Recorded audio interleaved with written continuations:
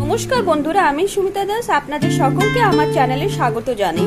আজ আমি ঘটকচুর ঘন্ট বানাবো। তো ঘটকচুগুলোকে আমি ছাড়িয়ে নিয়েছি, ছাড়িয়ে মোটা মোটা ছিলকাগুলোকে ছাড়িয়ে বাদ দিয়ে দিয়েছি, আর তারপর এটা গ্রেটার দিয়ে গ্রেট করে নিয়েছি। তো এর মধ্যে আর কি কি উপকরণ দেব আর কিভাবে এটা আমি বানাবো, তো দেখতে থাকুন, সাথে থাকুন। আর নতুন নতুন রান্নার রেসিপি পাওয়ার জন্য আমার চ্যানেলটিকে সাবস্ক্রাইব করে নেবেন। ঘটকচুটাকে একটু সিদ্ধ করতে বসিয়েছি, এটার মধ্যে নুন দিয়েছি আর হলুদ দিয়েছি, হলুদ দিয়ে এটাকে সিদ্ধ করে নেব। তারপর আর কিভাবে এটাকে বানাবো দেখতে থাকুন।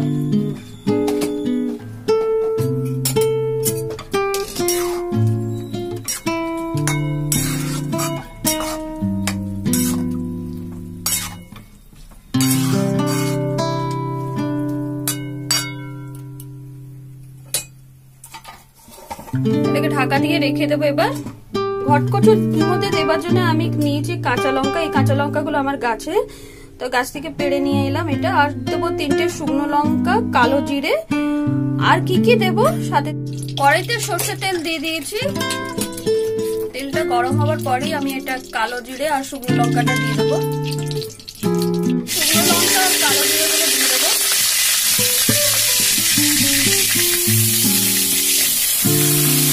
এবার আমি ঘটকচুটা দিয়ে দেবো।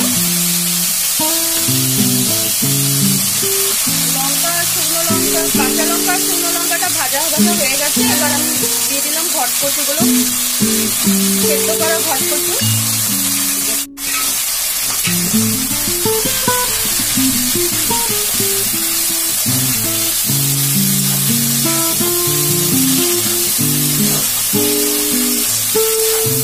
ভালো করে এটা নাড়াচাড়া করে নেব। ঘটকচুর মধ্যে চিনি দিয়েছি, একটা হাফ চামচের মতন চিনি দিয়েছি এর মধ্যে। ভালো করে এটা নাড়াচাড়া করে নেব। এর মধ্যে হাফ চামচের মতন হলুদ দিয়েছি, হাফ চামচের থেকে একটু কম হলুদ দিয়েছি, কারণ সেদ্ধ করার সময় একটু হলুদ দেওয়া হয়েছিল,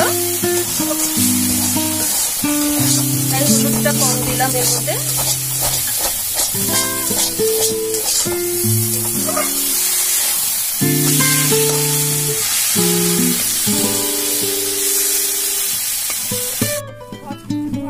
ঘন্টটা হয়ে গেছে, এবার আমি এটাকে নামিয়ে নেব। আমার এই রেসিপিটা যদি ভালো লাগে তাহলে একটা লাইক, শেয়ার, কমেন্ট, সাবস্ক্রাইব করে আমার চ্যানেলের পাশে থাকবেন।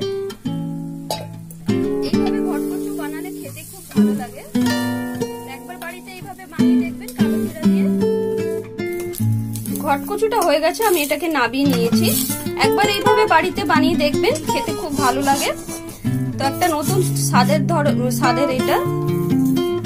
এইভাবে নতুন নতুন রান্নার ভিডিও পাওয়ার জন্য আমার চ্যানেলটিকে সাবস্ক্রাইব করে আমার চ্যানেলটির পাশে থাকবেন। কালকে আবার একটা নতুন রান্নার সাথে আপনাদের সকলের সাথে দেখা হবে। ততক্ষণের জন্য আপনারা সকলেই ভালো থাকুন, সুস্থ থাকুন। আজকের মতন ভিডিওটা আমি এখানেই শেষ করলাম।